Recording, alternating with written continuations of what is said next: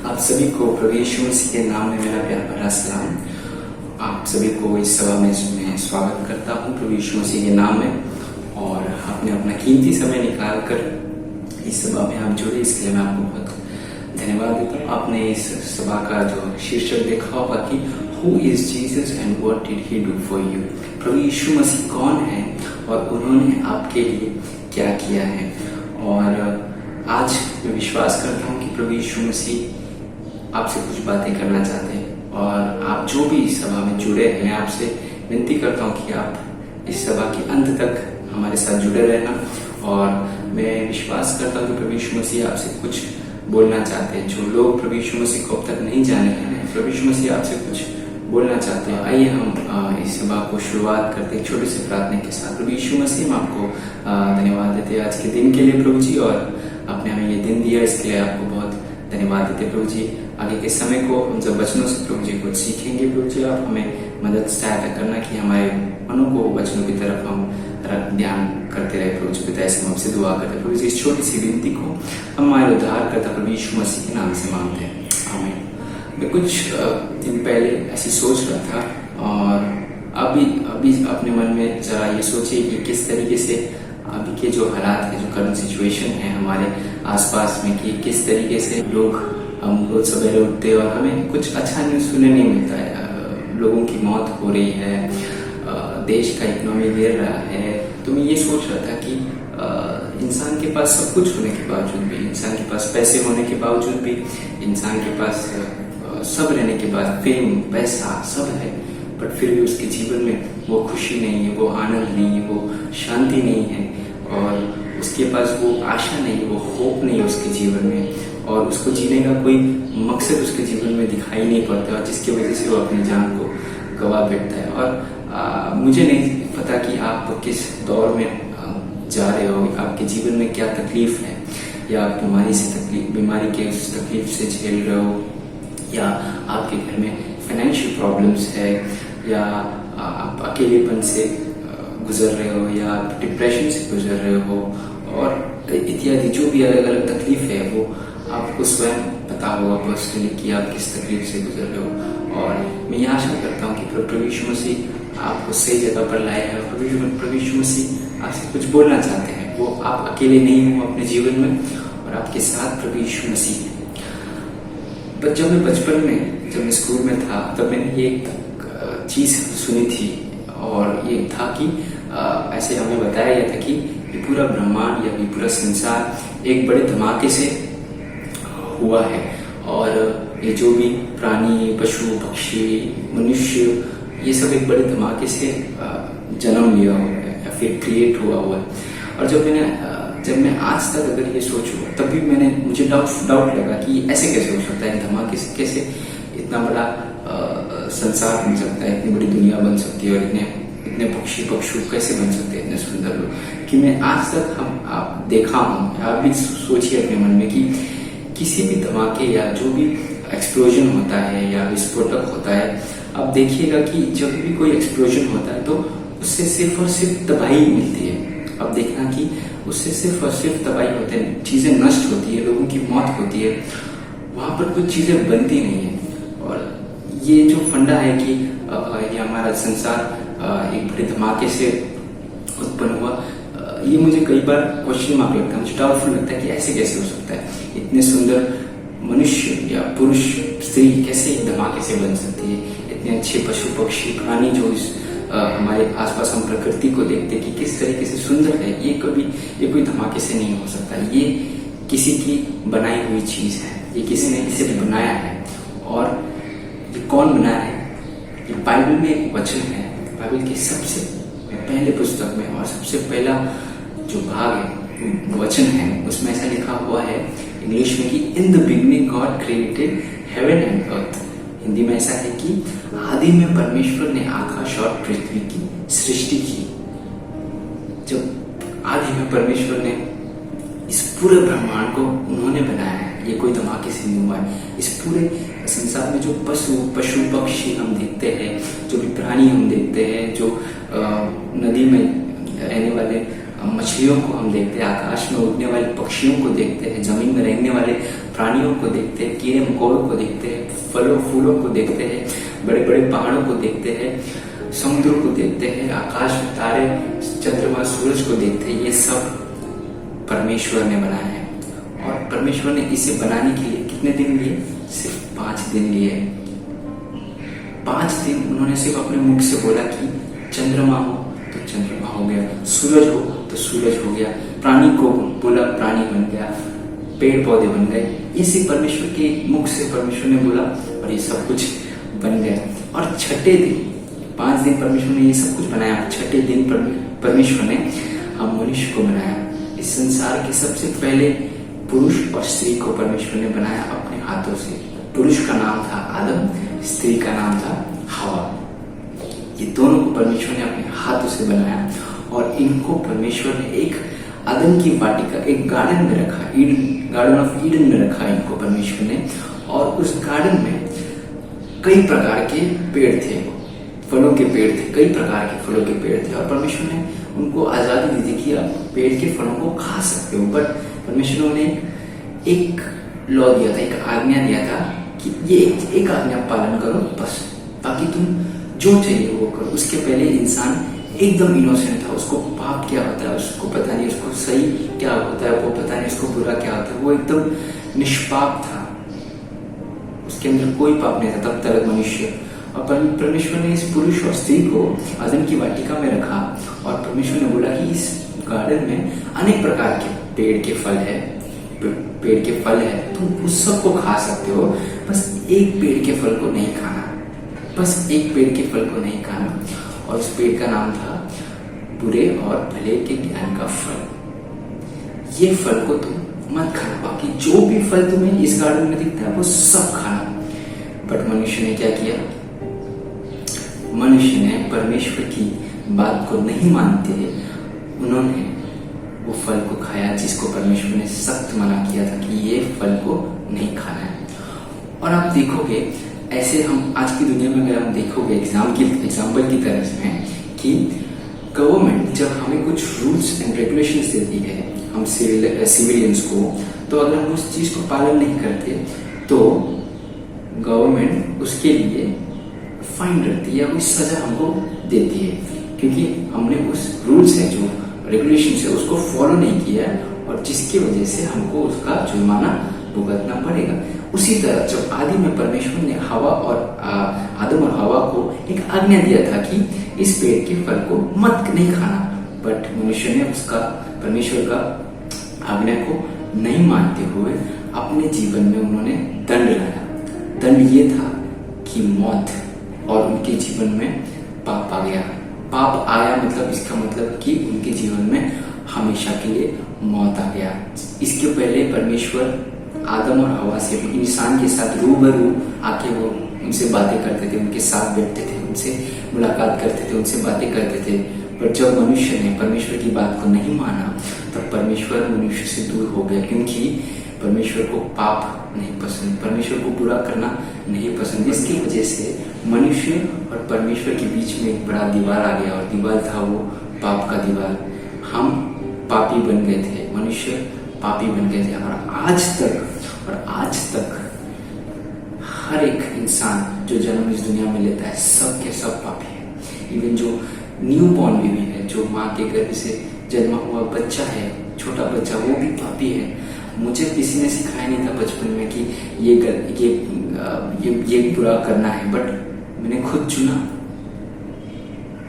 मैंने बुरा करना खुद चुना, क्योंकि मेरे अंदर वो स्वभाव, पाप का स्वभाव ऑलरेडी था। जब मैं अपने माँ के गर्भ से जन्म लिया मेरे अंदर वो पाप का बीज था, क्योंकि हमारे जो बाप दादा, जो आदम और हवा सबसे पहले मनुष्य थे, उन्होंने पाप किया और वही चीज हम आज तक लेके आ रहे हैं मनुष्य लोग। और हम आसपास अगर हम देखें कि किस तरीके से मनुष्य, हम जहाँ देखे, जो जहाँ जाए या कुछ सुने, तो हमें ऑलमोस्ट सब जगह सिर्फ पाप ही दिखता है, बुरा चीज दिखता है। और परमेश्वर नहीं चाहते थे कि वो मनुष्य को वो दूर करे, परमेश्वर नहीं चाहते थे कि मनुष्य उनसे दूर हो जाए। और परमेश्वर का वचन कहता है कि रोमियो उसकी 3:23 में ऐसा लिखा हुआ है कि for all have sinned and come short of the glory of God. मतलब सब ने पाप किया है और परमेश्वर की महिमा से रहित है। सब ने पाप किया। एक भी मनुष्य इस दुनिया में ऐसा नहीं है कि वो कह सकता है कि मैं पापी नहीं हूँ। हर एक मनुष्य इस दुनिया में जो भी है वो पापी है। परमेश्वर का वचन, एक और वचन कहता है रोमियो उसके 3:10 में कि there is no one righteous, not even one. एक भी धर्मी नहीं है इस दुनिया में, एक भी नहीं। कोई ये कह सकता है कि मैं धर्मी हूं। जो ये कहता है वो सबसे बड़ा गुनहगार है, वो सबसे बड़ा पापी और है।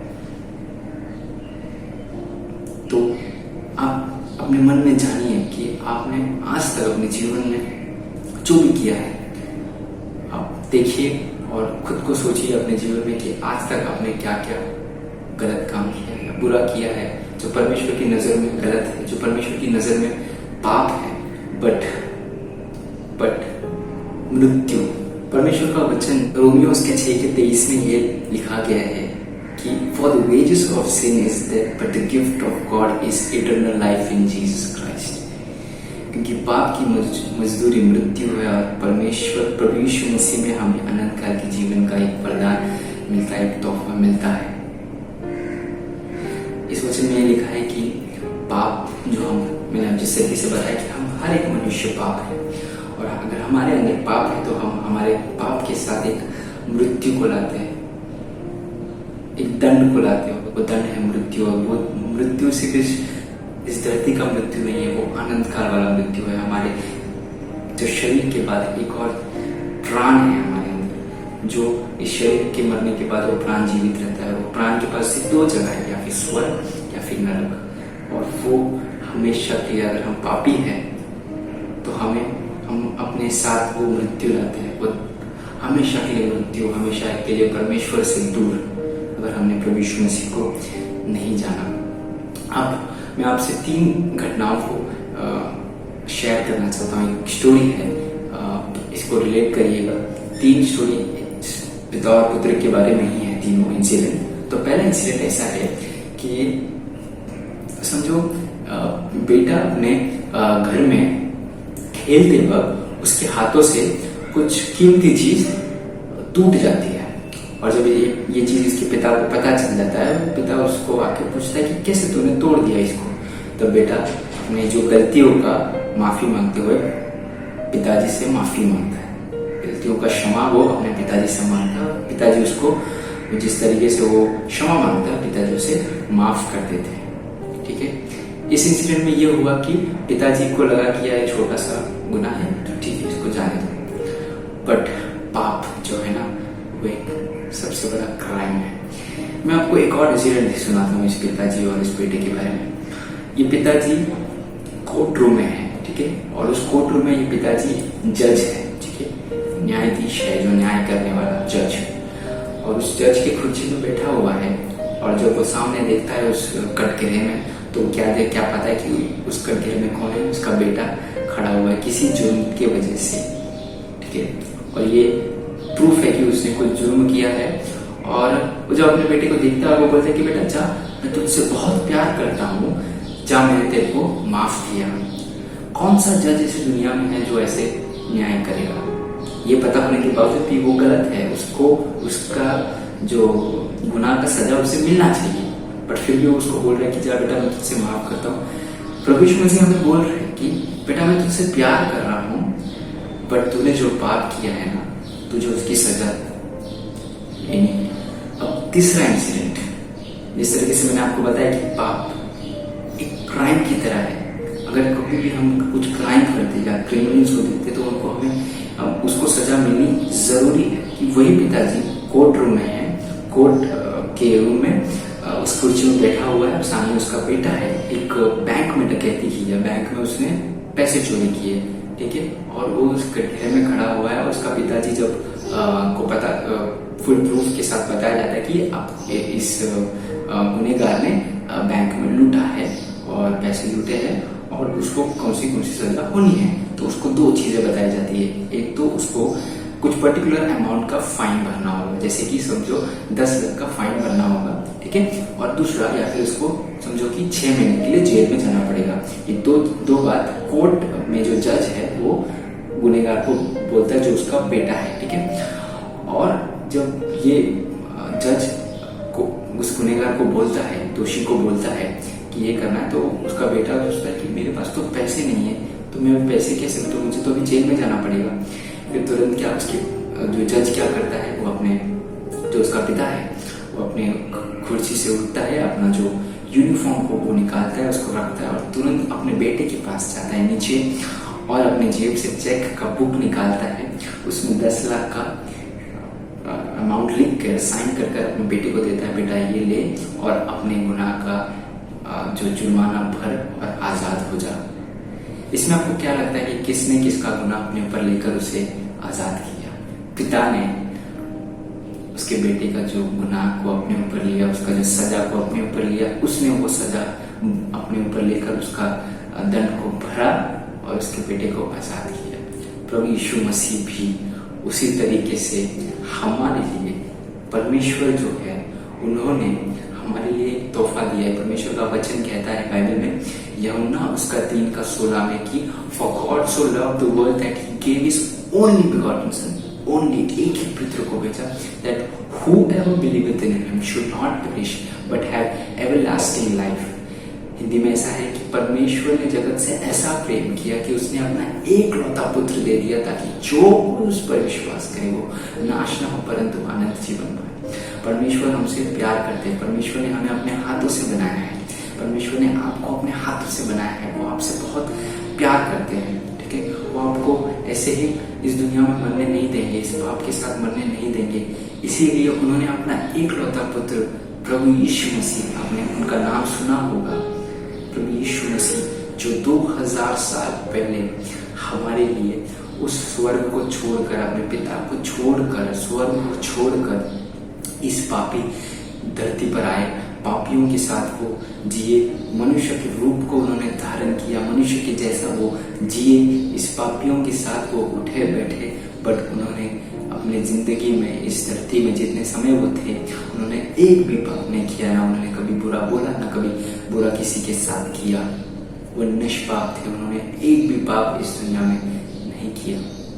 परमेश्वर ने हमारे लिए धरती पर वो जिए और उनके अंदर एक भी पाप नहीं था। और परमेश्वर ने ये दर्शाया कि केवल एक ही परमेश्वर है जो इस मनुष्य को बचा सकते हैं। उन्होंने आपके लिए, उन्होंने मेरे लिए, ये मैं मानता हूँ कि मैं एक पापी हूँ, ये मानता हूँ कि मैं एक पापी हूँ, मैंने अपने जीवन में पाप किया है, मैंने अपने जीवन में परमेश्वर के खिलाफ बलवा किया, मैंने उनके खिलाफ उनकी बात नहीं मानी है और मैंने गलत राह में चला है। और परमेश्वर ने मेरे लिए, मेरे पाप के लिए, मुझे उस मृत्यु से बचाने के लिए, मुझे उस मृत्यु के दंड से बचाने के लिए उन्होंने उस कलवरी क्रूस पर अपनी जान को दी, उन्होंने अपना लहू को बहाया और आप पर अनुग्रह किया, आप पर दया किया, मुझ पर अनुग्रह किया, मुझ पर दया किया, ताकि हम उस पाप से बच जाए, हमारे अंदर जो पाप का दाग है वो हट जाए हमेशा के लिए, हमें एक जीवन में हमें होप मिले, एक आशा मिले। परमेश्वर आपसे बहुत बहुत प्यार करते हैं, आपको परमेश्वर ने एक तोहफा दिया है प्रभु यीशु मसीह का। आज आप उस तोहफे को क्या खोलना चाहोगे? प्रभु यीशु मसीह को क्या आप अपने जीवन में बुलाना चाहोगे? प्रभु यीशु मसीह आपके हृदय में खड़ा कर वो आपको बुला रहे हैं कि बेटा मेरे लिए, मैं तेरे द्वार पर खड़ा हुआ खटखटा रहा हूँ, क्या तू मेरे लिए अपना द्वार, हृदय के द्वार को खोलेगा? मनुष्य को परमेश्वर ने आजाद बनाया है, मनुष्य को परमेश्वर ने स्व इच्छा दिया, सेल्फ विल दिया है कि वो खुद निर्णय ले सकता है अपने जीवन में, उसके लिए कोई और निर्णय लेने वाला नहीं बन सकता। उसको अगर अपने जीवन में कुछ निर्णय लेना है वो खुद ले सकता है, कोई मनुष्य किसी पर दबाव नहीं कर सकता। आपके पास ये चुनाव है आज, जिस तरीके से मैंने बताया कि आप पापी हो और इस धरती के बाद क्या है, क्या इस धरती सब कुछ है? इस धरती के बाद भी एक जीवन है, वो अनंत काल वाला जीवन है, बट वो चुनना है हमें अनंत वाला जीवन चाहिए या अनंत काल वाला मौत चाहिए। जब तक हमारे जीवन में पाप है, इसका मतलब हमें अनंत, इस धरती के बाद का, मृत्यु के बाद हमें उस अनंत काल वाला मौत मिलना है। अगर हमारे जीवन में प्रभु यीशु मसीह है तो हमें एक अनंत काल वाला जीवन मिलेगा। परमेश्वर अपने वचनों में कहते हैं, रोमी उसके 10:9 में कि that if you confess with your mouth Jesus as Lord and believe in your heart that God raised him from the dead, you will be save. इस वचन में ऐसा लिखा है कि अगर आप अपने मुख से ये कन्फेस करोगे, अंगीकार करोगे कि प्रभु यीशु मसीह परमेश्वर है, और अपने हृदय में ये विश्वास करोगे कि प्रभु परमेश्वर उस जिलाए से, उस मरे से वो जिलाए गए हैं, तो आप बच जाओगे, आप उस पाप से बच जाओगे। आपको प्रभु परमेश्वर के पास आने के लिए या प्रभु यीशु मसीह को अपने जीवन में बुलाने के लिए आपको कोई तीर्थ यात्रा में नहीं जाना पड़ेगा, आपको अपने बाल को मुंडवाना नहीं पड़ेगा या आपको उपवास करने का।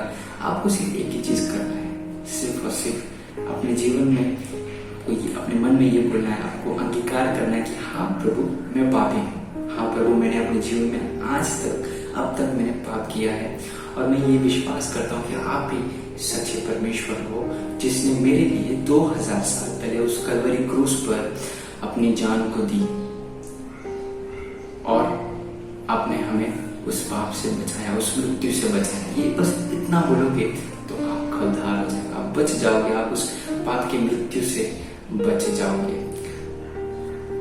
जिस तरीके से मैंने पहले भी बताया कि मुझे नहीं पता आप किस दौर में गुजर रहे हो, बट मैं ये एक और चीज दावे से कह सकता हूँ, जब मैं अपने आप को देखता हूँ, जब मैं अपने पास्ट को देखता हूँ, जब मैं अपने बीते कल को देखता हूँ, तो ये मैं विश्वास के साथ आपको प्रोत्साहन करना चाहूंगा कि भले मेरे जीवन में भले आपके जीवन में जो भी चीज है, जैसे कि आप तकलीफ में हो, आप परेशानी में हो, ऐसे समय में मैं ये नहीं कर रहा हूँ कि आप प्रभु यीशु मसीह को जानने के बाद आपका जीवन हमेशा के लिए आनंद रहेगा इस दुनिया में, हमेशा के लिए आनंद रहेगा, आपको कभी बीमारी नहीं होगी, आपको कभी पैसे की कमी नहीं होगी, आप हमेशा खुश रहोगे, आपका जीवन हमेशा मंगल खुश रहेगा। मैं ऐसा नहीं कह रहा। जब मैं अपने जीवन को देखता हूँ पीछे मुड़कर, तो मैं ये दावे के साथ कह सकता हूँ, ये मैं आपको प्रोत्साहन करने के लिए कह सकता हूँ कि आज जब मैंने प्रभु यीशु मसीह को जाना है, प्रभु यीशु मसीह के उस प्यार को मैंने चखा है, मैंने अंगीकार किया है कि मैं पापी हूँ, और प्रभु यीशु मसीह ने मेरे लिए उस कलवरी क्रूस पर अपनी जान को दी। और जब मैं अपने जीवन के बीते कल को देखता हूँ, मेरे जीवन में प्रभु यीशु मसीह को जानने के बाद मेरे जीवन में बीमारी आई, मेरे जीवन में पैसों की तकलीफ आई, मेरे जीवन में अकेलेपन आया, मेरे जीवन में डिप्रेशन आए, मेरे जीवन में अपनों का साथ छूट गया। बट मैं ये दावे के साथ कह सकता हूँ कि इस सब दौरान में, इस सब चीजों में मैं परमेश्वर के साथ नहीं रहा, बट शायद मेरा भरोसा परमेश्वर पर नहीं रहा होगा, बट परमेश्वर का साथ ऐसे समय में हमेशा मेरे साथ था। वो हमेशा मेरे साथ हर पल हर वक्त थे, मेरे दुख के समय में, मेरे सुख के समय में। मैं आज आप सभी को ये प्रोत्साहन करना चाहूंगा कि आप एक बार प्रभु यीशु मसीह को चख कर देखो कि वो कितना भला है, वो आपसे बहुत प्यार करते हैं। इस संसार में दिन भर दिन हम देखते कि पाप बढ़ते जा रहा है, ऐसे सिचुएशन में हमें पता नहीं कि हम कल जिएंगे भी या नहीं। मैं आपको ये एक और बार बोलूंगा कि आप इसी पाप के साथ मरना चाहोगे, या फिर आप इस पाप से बचकर प्रभु यीशु मसीह को अपने जीवन में बुलाकर इस धरती के बाद का जीवन का जो हमेशा के लिए प्रभु यीशु मसीह के साथ, परमेश्वर के साथ हमें हमेशा के लिए आनंद वाला जीवन जो स्वर्ग में है। मैं आपको इसलिए कह रहा हूँ ये सब क्योंकि प्रभु यीशु मसीह उस 2000 साल पहले वो सिर्फ मरे नहीं। आज तक लोगों को, बहुत लोगों को लग रहा है कि वो सिर्फ उस कलवरी क्रूस पर मरे, बल्कि नहीं। इतिहास गवाह है, ये बाइबल का वचन कहता है कि प्रभु यीशु मसीह तीसरे दिन वो उस कब्र में से वो जी उठे, और उन्होंने हमें वादा किया कि वो एक दिन वापस उन सभी को लेने को आएंगे जो उन पर विश्वास करते हैं। वो अपने साथ उन्हें स्वर्ग में लेकर जाएंगे, जो लोग उन पर विश्वास करते हैं, जो लोग ने अपने पापों का अंगीकार किया है, जो लोग फिर से प्रभु यीशु मसीह के पास आए। मैं आप सभी को प्रोत्साहन करना चाहता हूँ, जो लोग पहली बार प्रभु यीशु मसीह के नाम को सुन रहे, या फिर जो लोग पहले भी सुन चुके हैं, जो सिर्फ प्रभु यीशु मसीह के पास कुछ लाभ के लिए आए हैं, या प्रभु यीशु मसीह के पास कुछ बीमारी की चंगाई के लिए आए हैं, पर वो जब उनके पास सब कुछ आ गया और वो फिर प्रभु यीशु मसीह से दूर चले गए। मैं आप सभी को प्रोत्साहन करना चाहूंगा कि आप फिर से प्रभु यीशु मसीह के पास मुड़कर आइए, और प्रभु यीशु मसीह जो बुलाए हुए आपने, जो आपका जो प्यार पहले जैसा प्यार था, वो फिर से आप प्रभु यीशु मसीह के पास आइए और देखिए कि प्रभु यीशु मसीह आपके जीवन को किस तरीके से बदलता है। भले आप दुख में हो, भले आप सुख में हो, मैं मेरे दावे के साथ कह सकता हूँ कि प्रभु यीशु मसीह प्रभु यीशु मसीह के साथ, और प्रभु यीशु मसीह के साथ आप हमेशा खुश रहोगे, हमेशा आपके जीवन में वो शांति रहेगी, वो आनंद रहेगा, वो जॉय रहेगा, क्योंकि प्रभु यीशु मसीह आपके हर पल आपके साथ, आपके हाथों को थामे हुए वो आपके साथ, आपके जीवन में वो चलता है जब तक हम इस धरती पर है। हमें नहीं पता हम इस धरती पर कब तक है, बट मैं ये विश्वास करता हूँ कि प्रभु यीशु मसीह आपके साथ हर पल रहेंगे। मैं आप सभी को प्रोत्साहन करना चाहूंगा कि अगर आपने आपके ये चुनाव आपके पास है, कोई आप पर कोई जोर जबरदस्ती नहीं कर सकता, ये चुनाव आपके पास है। ये आपको किसी के पास जाकर ढिंडोरा नहीं पिटना है, जोर जोर का बोलना नहीं कि मेरे प्रभु यीशु मसीह को जाना है। आप अगर सच में आपके मन में प्रभु यीशु मसीह बातें कर रहे हैं, आपको सिर्फ एक ही प्रार्थना करना है, और ये प्रार्थना है ये कि प्रभु यीशु मसीह, मैं मानता हूँ कि मैं पापी हूँ। प्रभु यीशु मसीह, मैं मानता हूँ कि केवल आप ही एक सच्चे परमेश्वर हो। प्रभु यीशु मसीह, मैं मानता हूँ कि आप उस मृत्यु से तीसरे दिन जी उठने वाले परमेश्वर हो। प्रभु यीशु मसीह, मैं मानता हूँ कि आप एक जीवित परमेश्वर हो। प्रभु यीशु मसीह, मैं ये मानता हूँ कि आपने मेरे पापों को अपने ऊपर लिया। प्रभु यीशु मसीह, मैं मानता हूँ कि आपने मेरे पापों की सजा अपने ऊपर लिया और मुझे छुटकारा दिया। प्रभु यीशु मसीह, मैं आपको अपने हृदय में बुलाना चाहता हूँ। मेरे हृदय में आइए, मेरे जीवन में आइए, मेरे जीवन को आप चलाइए, और मैं आपके साथ चलना चाहता हूँ। प्रभु यीशु मसीह के नाम से मांगता हूँ, आमीन। बस इतनी सी छोटी सी प्रार्थना आपको करनी है, और प्रभु यीशु मसीह आपके जीवन में आएंगे और आपके साथ हमेशा के लिए आपके साथ रहेंगे। मैं विश्वास करता हूँ कि प्रभु परमेश्वर ने इस वचनों के द्वारा आपसे बातें किया होगा, और आपने अपना कीमती समय निकाला है, इसके लिए आपको बहुत धन्यवाद देता हूँ फिर से। और अगर आपको कोई कुछ सवाल है या फिर कुछ डाउट है जो आज आपको, जो भी आपने सुना है उसके बारे में आपको कुछ पूछना है, तो नीचे दिए गए उस ईमेल आईडी में आप हमें आपका सवालों को भेज सकते हैं। हम में से कोई भी आपको इस सवाल का जवाब देगा, आपसे टच होने की कोशिश करेगा और आपसे बातें करने की कोशिश करेगा। और मैं फिर से आप सभी को धन्यवाद देता हूँ और आपका समय देने के लिए थैंक यू। मोहब्बत खुदा की दिखाने के लिए सलीब पर चढ़ गया यीशु, पहना कांटों का था ताज की बजाए गुनहगार। यीशु ने दी सलीब पर अपनी जान, यीशु ने दी सलीब पर अपनी जान, यीशु ने दी सलीब पर अपनी जान। कि बचाऊं मैं बदकार, पाऊं शिफा मैं लाचार। यीशु ने दी सलीब पर अपनी जान। ये सच है कि यीशु गुनहगारों के लिए अपना कीमती खून बहाने आया था।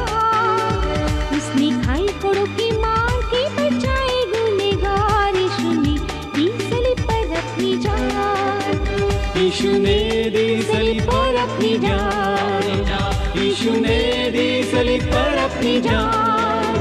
कि बचाऊं मैं बदकार, पाऊं शिफा मैं लाचार। यीशु ने दी सलीब पर अपनी जान।